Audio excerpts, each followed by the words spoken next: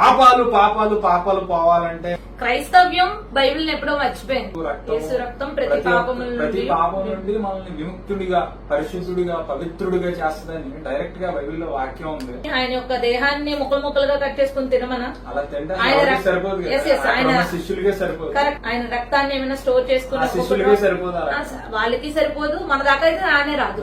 పూర్తి బైబిల్లో ఎక్కడా కూడా యేసు దేవుడు అన్న వాక్యం ఒక్కటి కూడా ఉండదండి. సో దేవుడు నిజంగా తను పుట్టాలనుకుంటేనే అది పాసిబుల్ అవుతుంది. సో దేవుడు పుట్టాడు. దేవుడు అని అనబడడానికి స్పెషల్ క్వాలిటీస్ అంటూ ఉన్నాయి. మనస్సు రక్తంలో పాపాలు కడుక్కోవడం సత్క్రియ, దుష్క్రియ. రక్తం అనేదే పాపం. ఎవరి పాపం వాళ్ళదే, ఎవరు చేసుకున్న కర్మల ఫలితాన్ని వాళ్ళు తప్పక అనుభవించారు. అయితే యేసు వారి పుట్టుక యొక్క పరమార్థం ఏంటి? అసలు యేసు వారు ఎందుకు పుట్టారు? అది కూడా కన్యక మరియ యొక్క గర్భంలోనే పుట్టడంలో వెనకాల ఏదైనా రహస్యం ఉందా? ఆయన నశించిన ఇశ్రాయేలు జనాంగంలో నశించిన గొర్రెల యొద్దకే గాని మరి ఎవరి వద్దకు నేను పంపబడలేదని స్పష్టంగా చెప్పారు. నశించిన గొర్రెల పిల్లల కోసం ఏం చేయడానికి వచ్చారు? రక్తాన్ని ఒలగబోయడానికి వచ్చారా? రక్తాన్ని చిందించడానికి వచ్చారా? సిలువ యాగం చేయడానికి వచ్చారా అంటే కాదంటారు. నశించిన వాళ్ళ కోసం వచ్చారు. నశించిన వాళ్ళ కోసం ఏం చేయడానికి వచ్చారు?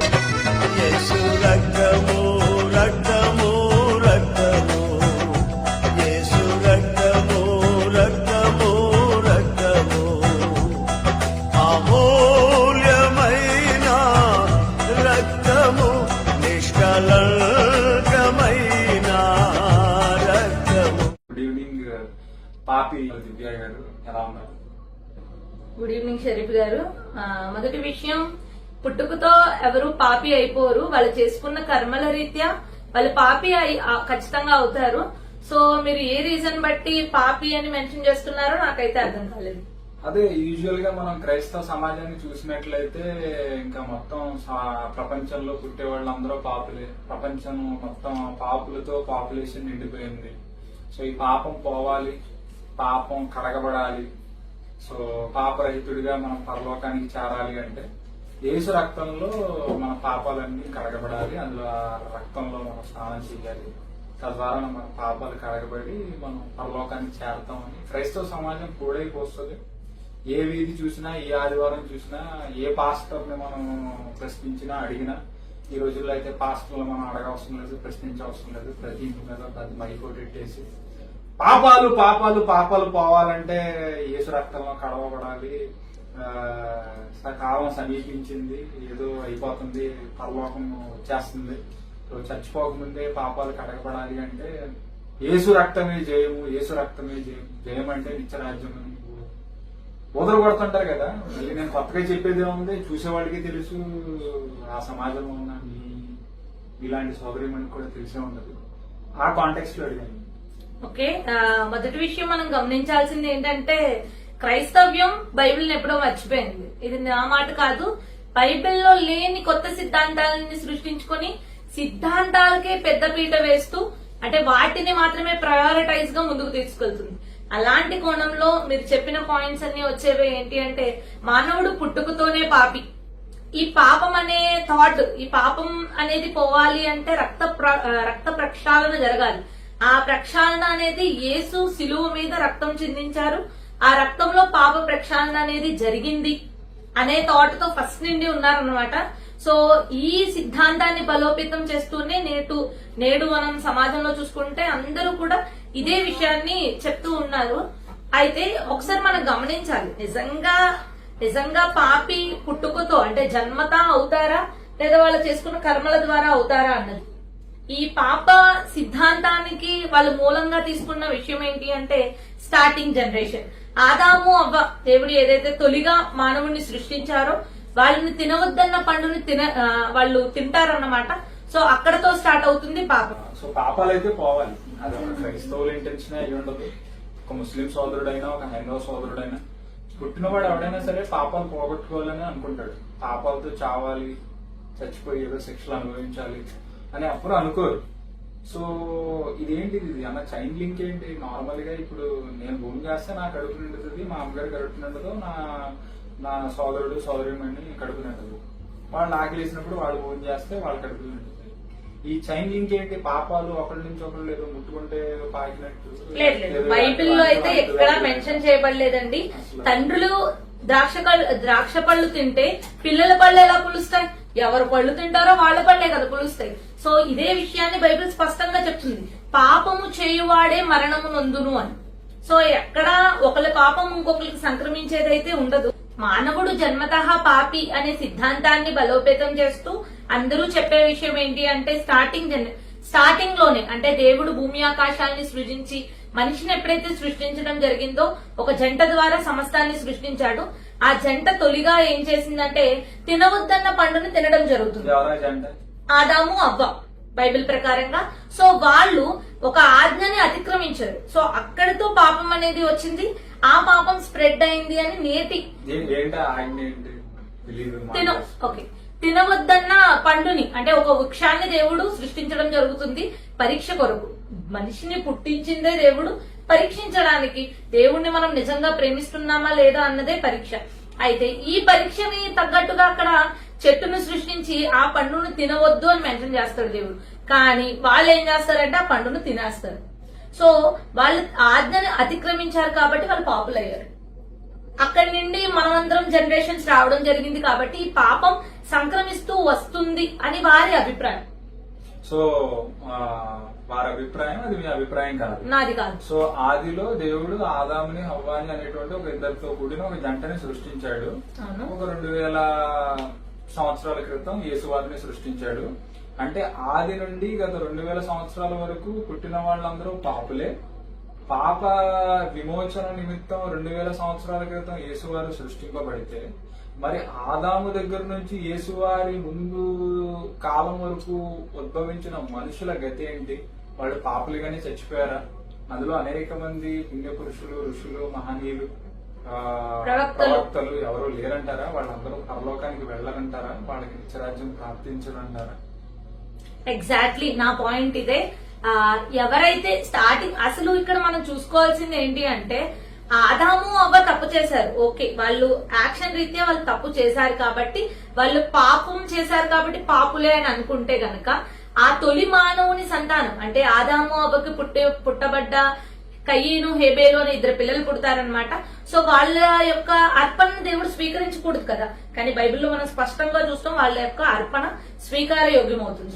పాపం చేశారు, ఆ పాపం వాళ్ళ కొడుకులకి వెళ్ళలేదు, మనకి ఎలా వస్తుంది? సో ఈ మొత్తం క్రైస్తవులు ఊదరగొడుతున్న ఈ ఇందులో పాప సిద్ధాంతం ఎటువంటి సత్యము కాదు.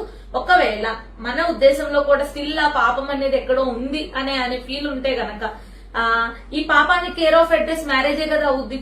పెళ్లితోనే కదా పాపం అనేది కంటిన్యూ అవుతుంది. నేను స్టిల్ స్ట్రక్ అయిపోయిన పాయింట్ ఏంటి అంటే అసలు ఆ సిద్ధాంతంలో వాల్యూనే లేకపోతే, ఆ సిద్ధాంతంలో ఎటువంటి ట్రూత్, సత్యం లేకపోతే మొత్తం ప్రపంచ వ్యాప్తంగా క్రైస్తవ్యం సెకండ్ మోస్ట్ పాపులర్ పాపులేషన్ లో కూడా అత్యధికంగా ఉన్నటువంటి ఒక పెద్ద మతం నిలబడి ఉన్నటువంటి ఫౌండేషన్ అది. అదొక బేస్మెంట్ లాంటిది. అలాంటి సిద్ధాంతంలోనే సత్యం లేదు, అదొక ట్రూత్లెస్ విషయం అని మీరు చెప్తున్నారు. చాలా పెద్ద స్టేట్మెంట్ ఇది. యాక్చువల్ గా నాకు స్పెసిఫిక్ గా తెలియదు కానీ బైబిల్లో కొన్ని వాక్యాలు ఉన్నట్టు చాలా మంది క్రైస్తవ పాస్టర్లు మైకుల్లో చెప్తున్నప్పుడు నేను విన్నది ఏంటి అంటే ప్రతి ఒక్కడి పాపం యేసు రక్తంలో కడగబడాలి, ఆయన రక్తంలో కడగబడకుండా ఎవరికి పాప విమోచన కలగదు అనేటువంటి వాక్యాలు కూడా బైబిల్లో ఉన్నట్టు నేను విన్నాను. మరి అది ఎంతవరకు సత్యం అంటారు? రక్తంలో పాప విమోచన అంటే అది ఒక అలంకార ప్రాయంగా చెప్పడం జరుగుతుంది. అంటే ఎగ్జాక్ట్ రెఫరెన్స్ నాకు ఐడియా లేదు. ఆ రెఫరెన్స్ లో ఏముంటది అసలు, దాని వివరణ ఏమంటారు? యేసు రక్తం ప్రతి పాపముల నుండి మనల్ని పవిత్రులుగా బాగా గుర్తు చేశారు. సోదరిమణి బాగా గుర్తు చేశారు. క్రీస్తు యేసు రక్తం ప్రతి పాపం నుండి మనల్ని విముక్తుడిగా, పరిశుద్ధుడిగా, పవిత్రుడిగా చేస్తుందని డైరెక్ట్ గా బైబిల్లో వాక్యం ఉంది.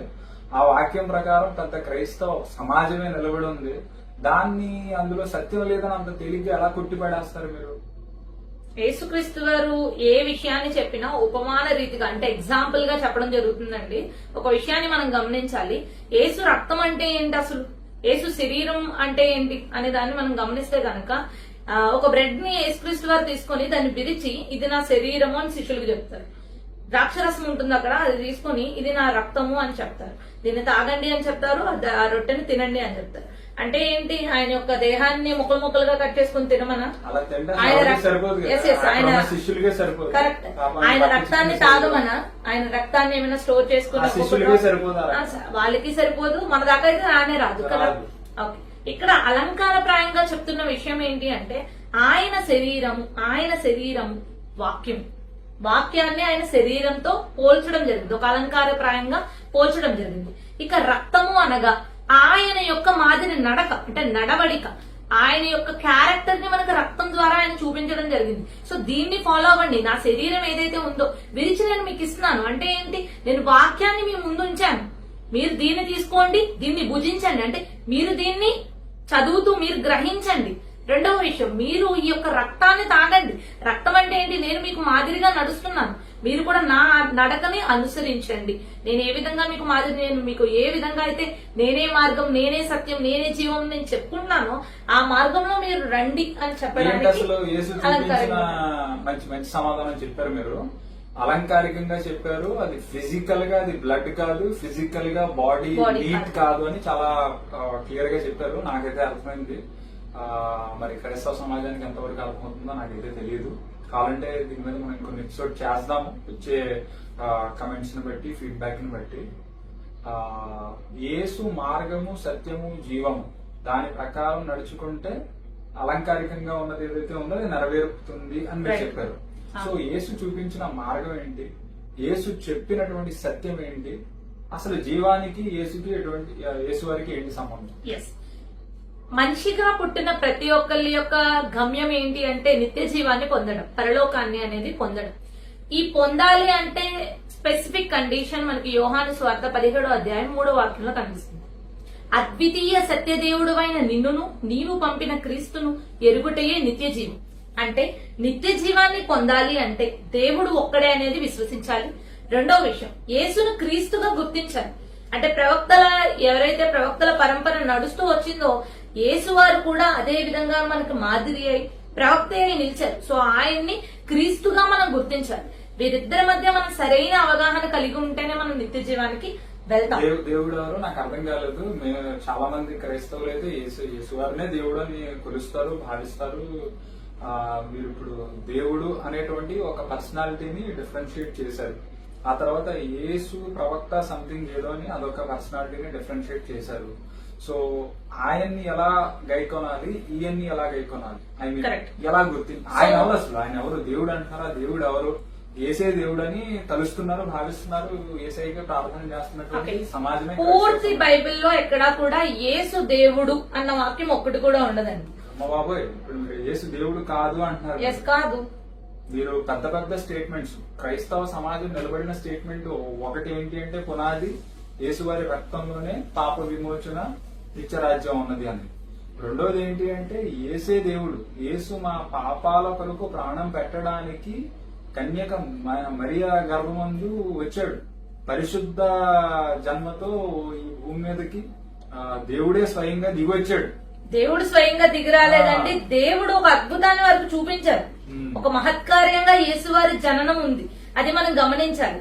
ఒకవేళ యేసువారి స్పెషల్ పుట్టుక వల్లనే ఆయన దేవుడు అని మీరు ఆ మాట మీరు అనేస్తే గనక, నేను అనడం కాదు, పూర్తి క్రైస్తవ సమాజము కన్యకి అసలు ఎలా పుడతారు, ఒక కన్యకి ఒక పురుష ప్రమేయం లేకుండా ఒక కన్యకి ఒక గర్భం దాల్చడం అనేది, సో దేవుడు నిజంగా తను పుట్టాలనుకుంటేనే అది పాసిబుల్ అవుతుంది. సో దేవుడు పుట్టాడు.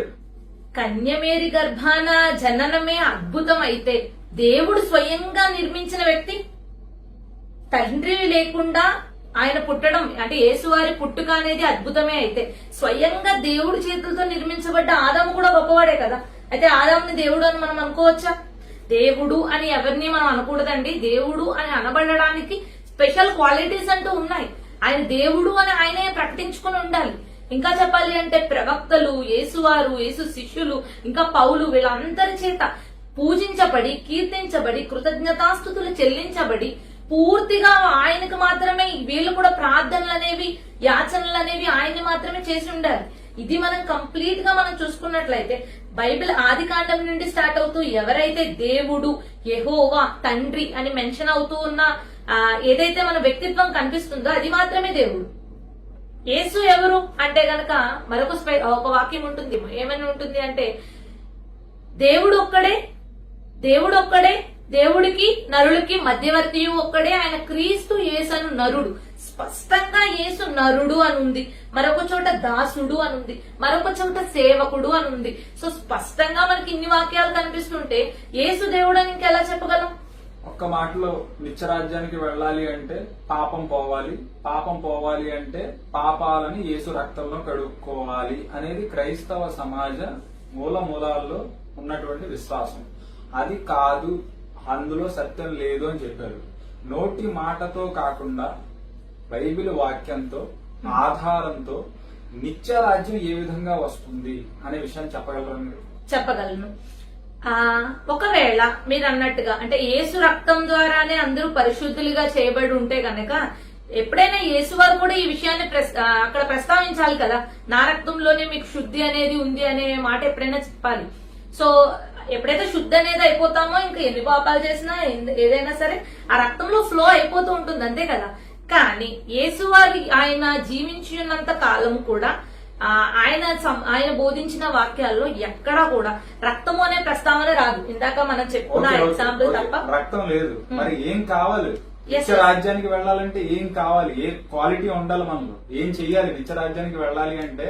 రక్తాన్ని ఆశ్రయించొద్దు అని మీరు చెప్తున్నారు. మరి దేన్ని ఆశ్రయించాలి? పాపం అనేది పోవాలి, పాపాలు క్షమించబడాలి అంటే బైబిల్ చెప్తుంది ఒక్కటే మాట. లూకా సువార్త 15వ అధ్యాయం 7వ వాక్యం, మారు మనసు పొందాలి. ఈ మారు మనసు అంటే ఏంటి అంటే సింపుల్, ప్రవర్తనని సరిదిద్దుకోవడమే అని యెహెజ్కేలు గ్రంథం 18వ అధ్యాయం 23వ వాక్యంలో స్పష్టంగా ఉంటుంది. సో ప్రవర్తనని అంటే దేవుడు చూస్తున్నాడు అనే భయం రావాలి, పాపాలు క్షమించబడాలి అంటే ముందు మనం ఇతరుల అపరాధం క్షమించేవారిగా మనం ఉండాలి. దాని రిలేటెడ్ యేసుక్రీస్తు వారి బోధంతా సాగింది. పాపాలు పోవాలి అంటే మన క్యారెక్టర్ ని మార్చుకోవాలి, అంతే. అంటే ఏంటి క్యారెక్టర్ మారడం అంటే? క్యారెక్టర్ ఇట్టే మారిపోదు కదా, క్యారెక్టర్ ఇట్టే మారిపోదు. సో మనం గమనించుకోవాల్సిన విషయం ఏంటి అంటే యెహోవా కన్నులు ప్రతి స్థలం మీద నుండు, ఆయన అంతరింద్రియాలని పరిశోధించువాడు. అంటే ప్రతి దాన్ని కూడా అంటే మన దేవుడు పుట్టించి వదిలేలా, మన ముందు జీవము మేలు కీడు మరణం ఇలాంటి వాటిని పెట్టాడు. మనం సత్క్రియ చేసిన ఎడల దాని ఫలితాన్ని మనం పొందుతాం, సత్క్రియ చేయని ఎడల దాని యొక్క పాపాన్ని మనం ఖచ్చితంగా పొందుతాం. సో వీటి ద్వారానే క్రియల వల్లనే మనకి ఫలితం లభిస్తుంది. ఆ దేవుడు మనల్ని చూస్తున్నాడు, మన మాటల ప్రతి పాపాన్ని కడుక్కోవడం సత్క్రియ దుష్క్రియ. రక్తంలో పాపాలు అనేవి కడగబడవు, అది వాటర్ అయినా సరే ఏమైనా. రక్తం అనేదే పాపం. ఫస్ట్ రక్తము ఫస్ట్ నుండి ఆది నుండి తీసుకొచ్చేది ఏంటి అంటే రక్తమే పాపం. రక్తం పాపం, మీ రక్తం పాపం, నా రక్తం పాపం, పాపమే. మరి పాపం మన ఒంట్లో ప్రవహిస్తేనే కదా మనం బ్రతుకుంటాం. అది తీసేయాలి, ఇప్పుడు పాపాన్ని తీసేయాలి కదా మన ఒంట్లో నుంచి. ఈ రక్తం ఓకే, ఇతరుల రక్తాన్ని కోరడం అంటే అది పాపమా కాదా?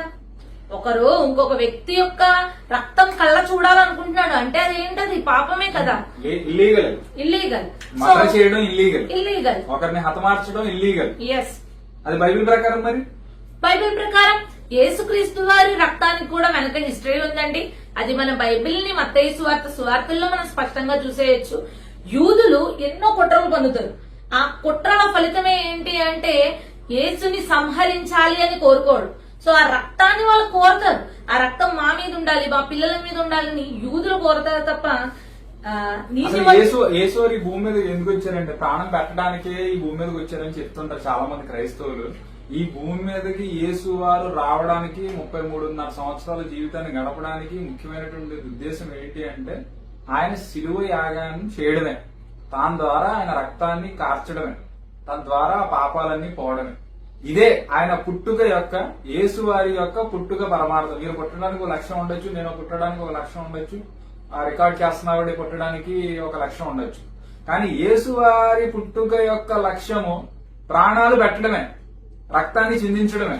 అలా ప్రాణాలు పెట్టడమే అయితే ఆయన సిలువ శిక్షను తప్పించమని, దేవా ఈ గిన్నె నా యొద్ద నుండి తొలగించు అని ఎందుకు వేడుకుంటారు?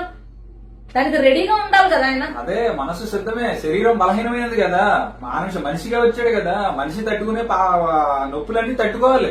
సో మనిషిగా మాదిరి చూపించాలి కాబట్టి అలా చేశారేమో ఆయన. కరెక్టే. పోనీ అలాగే అనుకుందాం మీరన్న ఆలోచనలోనే. మీరు అప్పున్నారండి, మీరు అప్పుంటే మీ పిల్లల్ని వచ్చి మేము అడుగుతామా డబ్బులు? మీరేనా రెస్పాన్సిబిలిటీ ఇవ్వాల్సి. ఆస్తులు పంచుకుంటున్నప్పుడు అప్పులు కూడా పంచుకోవాలి డెఫినెట్ గా. నేను చచ్చిపోతే ఆడ ఆస్తి పంచుకుంటాడు కదా, అప్పుడు అప్పులు కూడా పంచుకోవాలి. మేబీ మీరు చెప్పింది ఎమోషనల్ పరంగా కరెక్టేనేమో గానీ చట్టరీత్యా అయితే అది చెల్లదండి. ఎవరు అప్పు చేస్తే అది తీర్చుకోవాలంతే. అలాగే ఎవరి పాపం వాళ్ళదే. అందుకే బైబిల్ వాక్యం చాలా ఈ కాదు, బైబిల్ ఏం చెప్తుందో చెప్పండి. పాపం సంక్రమించదు అని బైబిల్ ఎహెజ్కేలు చెప్తుంది. గ్రంథము 18వ అధ్యాయం 20వ పాపము చేయువాడే మరణము నొందును. తండ్రి యొక్క దోష శిక్షను కుమారుడు మోయటలేదని కుమారుని యొక్క దోష శిక్షను తండ్రి మోయుడు. నీతిపరుని నీతి ఆ నీతిపరునికే చెందును, దుష్టుని దుష్టత్వం ఆ దుష్టునికే చెందును.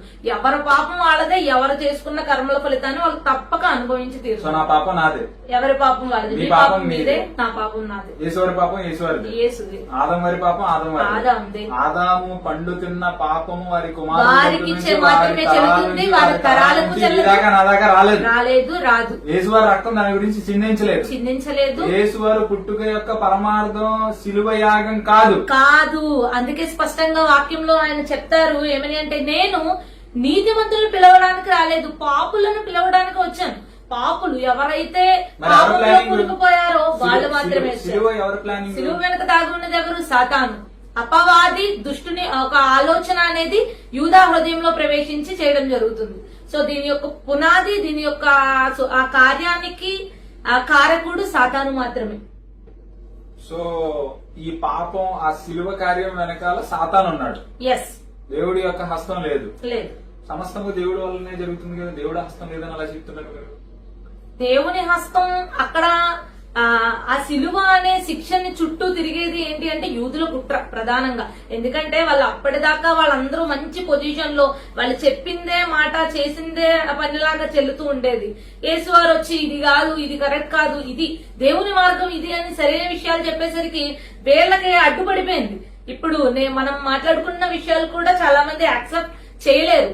ఎందుకంటే ఇది ఒక అడ్డు. ఎందుకంటే ఇలా చెప్తేనే మనిషిలో పాపం ఉంది, ఆ పాపం ఆల్రెడీ నువ్వు పుట్టుకతోనే పాపివి అనే ఆలోచన ఉంటేనే యేసు దాకా వెళ్ళాలి అనే థాట్ వస్తుంది. అప్పుడు మాత్రమే మనం అందరం చర్చికి వెళ్తాం.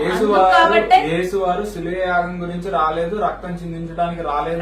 ఆ శిలువ యాగం వెనకాల సాతాను దుష్ట పన్నాగాలు ఉన్నాయి, యూదుల దుష్ట పన్నాగాలు ఉన్నాయి. నా క్వశ్చన్ ఇంకా మీ ఆన్సర్ కంప్లీట్ అవ్వలేదు. అయితే యేసువారి పుట్టుక యొక్క పరమార్థం ఏంటి? అసలు యేసువారు ఎందుకు పుట్టారు?